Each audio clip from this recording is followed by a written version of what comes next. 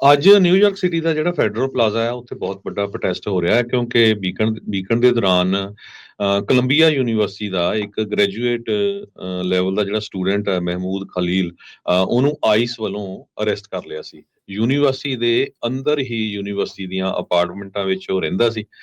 ਉਹਦੇ ਉੱਤੇ ਇਹ ਚਾਰਜਸ ਲਾਏ ਗਏ ਆ ਕਿ ਜਦੋਂ ਪ੍ਰੋ ਪਾਲਸਤੀਨੀਅਨ ਪ੍ਰੋਟੈਸਟ ਹੋਏ ਸੀ ਉਹ ਉਹਨਾਂ ਨੂੰ ਆਰਗੇਨਾਈਜ਼ ਕਰ ਰਿਹਾ ਸੀ, ਉਹਨਾਂ ਦਾ ਮੇਨ ਲੀਡਰ ਸੀ। ਪਿਛਲੇ ਦਿਨਾਂ 'ਚ ਪ੍ਰੈਜ਼ੀਡੈਂਟ ਟਰੰਪ ਉਹਨਾਂ ਨੇ ਇਹ ਕਿਹਾ ਸੀ ਵੀ ਜਿਹੜੇ ਯੂਨੀਵਰਸਿਟੀ ਦੇ ਵਿੱਚ ਪ੍ਰੋਟੈਸਟ ਹੁੰਦੇ ਆ ਉਹ ਬੰਦ ਹੋਣੇ ਚਾਹੀਦੇ ਆ, ਮੂੰਹ ਉਹਨਾਂ ਦੇ ਲੁਕੇ ਨਹੀਂ ਹੋਣੇ ਚਾਹੀਦੇ ਹੈਗੇ, ਤੇ ਜੇ ਕਿਸੇ ਨੂੰ ਇਨਸਲਟ ਕਰਨ ਵਾਲੇ ਆ ਉਹਨਾਂ ਨੂੰ ਅਰੈਸਟ ਵੀ ਕੀਤਾ ਜਾਊਗਾ ਤੇ ਉਹਨਾਂ ਦੇ ਵੀਜ਼ੇ ਵੀ ਰਿਵੋਕ ਕੀਤੇ ਜਾਊਗੇ।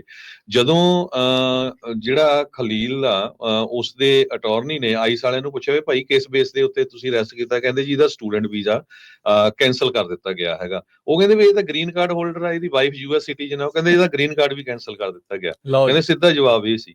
ਸੋ ਇੰਨੀ ਜ਼ਿਆਦਾ ਜਲਦੀ ਚ non profit organization action network ਨੇ ਇੱਕ ਪਟੀਸ਼ਨ ਸਾਈਨ ਕੀਤੀ। 9 ਲੱਖ ਦੇ ਕਰੀਬ ਲੈਟਰਸ ਆਲਰੇਡੀ ਜਾਰੀ ਹੋ ਚੁੱਕੇ ਹੈਗੇ ਆ। ਯੂਨੀਵਰਸਿਟੀ ਦੇ ਜਿਹੜੇ ਆਫੀਸਰਸ ਆ, ਪ੍ਰੋਫੈਸਰਸ ਆ, ਉਹ ਕਹਿੰਦੇ ਵੀ ਅਸੀਂ ਇੱਕ ਪ੍ਰੈਸ ਕਾਨਫਰੰਸ ਕਰਨ ਜਾ ਰਹੇ ਹੈਗੇ ਆ। ਇਹ ਸ਼ਰੇਆਮ ਧੱਕਾ ਆ। ਯੂਨੀਵਰਸਿਟੀ ਦੇ ਵਿੱਚ ਆਈਸ ਆ ਕੇ ਲੋਕਾਂ ਨੂੰ ਅਰੈਸਟ ਨਹੀਂ ਕਰ ਸਕਦੀ, ਇੱਥੇ ਫਰੀडम ਆਫ ਸਪੀਚ ਹੈਗੀ ਆ। ਹਾਂ, ਜੇ ਕੋਈ ਵਾਇਲੈਂਸ ਦੀ ਗੱਲ ਕਰਦਾ ਫਿਰ ਤੁਸੀਂ ਉਸ ਨੂੰ ਅਰੈਸਟ ਕਰ ਸਕਦੇ ਹੈਗੇ ਆ। ਮੁਰਾਦ ਆਵਦੇ ਇੱਕ ਪ੍ਰੈਜ਼ੀਡੈਂਟ ਹੈਗੇ, ਸੀਈਓ ਨਿਊਯਾਰਕ ਇਮੀਗ੍ਰੇਸ਼ਨ ਕੋਲੀਸ਼ਨ ਦੇ, ਉਹਨਾਂ ਨੇ ਕਿਹਾ ਵੀ ਟੋਟਲੀ ਅਨਕਨਸਟੀਟਿਊਸ਼ਨਲ ਐਕਟ ਇਹ ਡਿਪਾਰਟਮੈਂਟ ਆਫ ਹੋਮਲੈਂਡ ਸਿਕਿਉਰਿਟੀ ਵੱਲੋਂ ਕੀਤਾ ਗਿਆ ਆ। ਨਿਊਯਾਰਕ ਦੀ ਸਿਵਲ ਲਿਬਰਟੀ ਯੂਨੀਅਨ ਨੇ ਇਹ ਕਿਹਾ ਵੀ ਇੱਕ ਤਰ੍ਹਾਂ ਦੇ ਨਾਲ ਫਸਟ ਅਮੈਂਡਮੈਂਟ ਰਾਈਟਸ ਦੇ ਉੱਤੇ ਬਹੁਤ ਵੱਡਾ ਇਹ ਅਟੈਕ ਹੈਗਾ ਆ।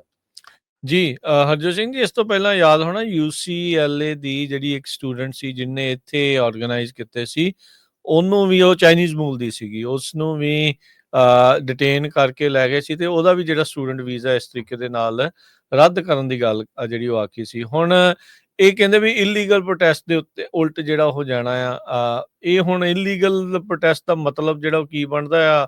ਇਹ ਹੁਣ ਕਈ ਜਾਣੇ ਕਹਿੰਦੇ ਵੀ ਜਿਹੜਾ ਇਕੱਲਾ ਸਿਟੀਜ਼ਨ ਆ ਉਹੀ ਸਿਰਫ ਪ੍ਰੋਟੈਸਟ ਕਰ ਸਕਦਾ ਆ। ਉਹ ਗੱਲ ਜਿਹੜੀ ਉਹ ਜੱਚਦੀ ਨਹੀਂ। ਅਮਰੀਕਾ ਦੀ ਧਰਤੀ ਦੇ ਉੱਤੇ ਜਦੋਂ ਤੁਸੀਂ ਆ ਜਾਂਦੇ ਆ ਤੇ ਇੱਥੇ ਦਾ ਜਿਹੜਾ ਸੰਵਿਧਾਨ ਆ ਉਹ ਤੁਹਾਨੂੰ ਇਜਾਜ਼ਤ ਦਿੰਦਾ ਹੈ। ਇਹਦਾ ਮਤਲਬ ਤਾਂ ਫਿਰ ਜਿਹੜੇ ਬਹੁਤ ਸਾਰੇ ਜਿਹੜੇ ਸਿੱਖ ਇੱਥੇ ਆ ਕੇ ਪ੍ਰੋਟੈਸਟ ਕਰਦੇ ਉਹ ਸਾਰੇ ਇਲੀਗਲ ਹੋ ਗਏ, ਕਿਉਂਕਿ ਬਹੁਤ ਸਾਰੇ ਜਿਹੜੇ ਪ੍ਰੋਟੈਸਟ ਕਰਨ ਵਾਲੇ ਉਹਨਾਂ ਚੋਂ ਸਿਟੀਜ਼ਨ ਤਾਂ ਨਹੀਂ ਹੁੰਦੇ ਅਮਰੀਕਾ ਦੇ, ਉਹ ਆ ਕੇ ਜਿਹੜੇ ਪ੍ਰੋਟੈਸਟ ਜਿਹੜੇ ਉਹ ਕਰਦੇ। ਹਾਂ, ਵਾਇਲੈਂਟ ਜਿੱਥੇ ਗੱਲ ਆਉਂਦੀ ਆ, ਕਿਸੇ ਨੂੰ ਮਾਰਨ ਦੀ ਗੱਲ ਕਰਦੇ ਆ, ਕਿਸੇ ਨਾਲ ਤੁਸੀਂ ਧੱਕਾ ਮੁੱਕੀ ਕਰਦੇ ਆ, ਕਿਸੇ ਨੂੰ ਕੁੱਟਮਾਰ ਕਰਦੇ ਆ, ਕਿਸੇ ਦੀ ਜਿਹੜੀ ਪ੍ਰਾਪਰਟੀ ਨੂੰ ਨੁਕਸਾਨ ਪਹੁੰਚਾਉਂਦੇ ਆ, ਉਹ ਟੋਟਲੀ ਗਲਤ ਆ। ਉਹ ਚੀਜ਼ ਜਿਹੜੀ ਉਹ ਇਲੀਗਲ ਆ, ਉਹ ਨਾ ਹੋਣੀ ਚਾਹੀਦੀ ਹੈ ਤੇ ਨਾ ਹੀ ਜਿਹੜੀ ਉਹ ਬਖਸ਼ਣੀ ਵੀ ਜਿਹੜੀ ਉਹ ਚਾਹੀਦੀ ਆ।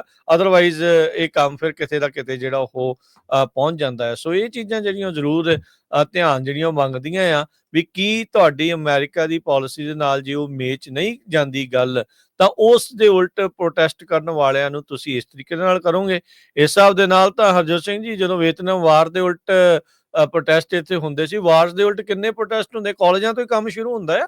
ਇਹ ਸਭ ਨੂੰ ਹੀ ਪਤਾ ਵੀ ਐਕਟਿਵਿਜ਼ਮ ਜਿਹੜਾ ਹੈ ਇਸੇ ਦੌਰ ਦੇ ਵਿੱਚ, ਇਸੇ ਉਮਰ ਦੇ ਵਿੱਚ ਹੀ ਅੱਗ ਜਿਹੜਾ ਖੂਨ ਜਿਹੜਾ ਅੱਗ ਬਬੂਲਾ ਹੋਇਆ ਹੁੰਦਾ ਆ, ਉਹ ਜਿਹੜਾ ਕਹਿ ਲਓ ਵੀ ਉਬਲਦਾ ਆ। ਤੇ ਜੇ ਇੱਥੇ ਤੁਸੀਂ ਇਸ ਤਰੀਕੇ ਦੇ ਨਾਲ ਰੋਕਾਂ ਲਾਉਣ ਲੱਗ ਗਏ ਤਾਂ ਜਿਹੜਾ ਕਹਿ ਲਓ ਵੀ ਇੱਥੇ ਵੀ ਉਹੀ ਹਾਲਾਤ ਹੋਊਗੀ ਵੀ 144 ਲਾ ਦੋ, ਆਪਾਂ ਕਿਸੇ ਨੂੰ ਜਿਹੜਾ ਉਹ ਕੁਛ ਕਰਨ ਨਹੀਂ ਦੇਣਾ। ਜੇ ਤਾਂ ਤੁਹਾਡੇ ਹੱਕ ਦੀ ਗੱਲ ਹੋਵੇ ਫਿਰ ਤਾਂ ਵੈਲ ਐਂਡ ਗੁੱਡ, ਜੇ ਤੁਹਾਡੇ ਉਲਟ ਜਾ ਰਹੀ ਗੱਲ ਤਾਂ ਫਿਰ ਕਹਿੰਦੇ ਵੀ ਅਸੀਂ ਕਿਸੇ ਨੂੰ ਪ੍ਰੋਟੈਸਟ ਨਹੀਂ ਕਰਨ ਦੇਣਾ। ਸੋ ਹੁਣ ਖਾਲਿਲ ਦਾ ਮਾਮਲਾ ਜਿਹੜਾ ਆ ਉਹ ਖਾਸਾ ਜ਼ਿਆਦਾ ਇਸ ਟਾਈਮ ਵਧਿਆ ਪਿਆ ਹੈਗਾ ਆ। ਆਪ ਤਾਂ ਜਿਹੜੇ ਜਨਵਰੀ 6 ਵਾਲੇ ਇਨਸਰੈਕਸ਼ਨ 'ਚ ਇਨਵੋਲਵ ਸੀ ਉਹ ਪ੍ਰੈਜ਼ੀਡੈਂਟ ਟਰੰਪ ਨੇ ਸਾਰਿਆਂ ਨੂੰ ਮਾਫ ਕਰ ਦਿੱਤਾ। ਉਹ ਠੀਕ ਸੀਗੇ, ਉਹ ਜਿਨ੍ਹਾਂ ਨੇ ਪੁਲਿਸ ਵਾਲੇ ਵੀ ਮਾਰਤੇ, ਪੁਲਿਸ ਵਾਲੇ ਕੁੱਟੇ ਵੀ, ਉਹ ਕਹਿੰਦੇ ਵੀ ਠੀਕ ਆ। ਤੇ ਇਹ ਕਹਿੰਦੇ ਵੀ ਨਹੀਂ, ਤੁਸੀਂ ਪ੍ਰੋਟੈਸਟ ਵੀ ਨਹੀਂ ਕਰ ਸਕਦੇ। ਇਸ ਤਰੀਕੇ ਦੇ ਨਾਲ ਬੈਲੈਂਸ ਜਿਹਾ ਬਣਾ ਕੇ ਰੱਖਣ ਦੀ ਲੋੜ ਆ। ਜੇ ਉਹਨਾਂ ਨੂੰ ਮਾਫ ਕੀਤਾ ਤੇ ਇਹਨਾਂ ਨੂੰ ਵੀ ਮਾੜੀ ਮਾੜੀ ਖੁੱਲ੍ਹ ਜਿਹੜੀ ਉਹ ਦੇਣੀ ਚਾਹੀਦੀ।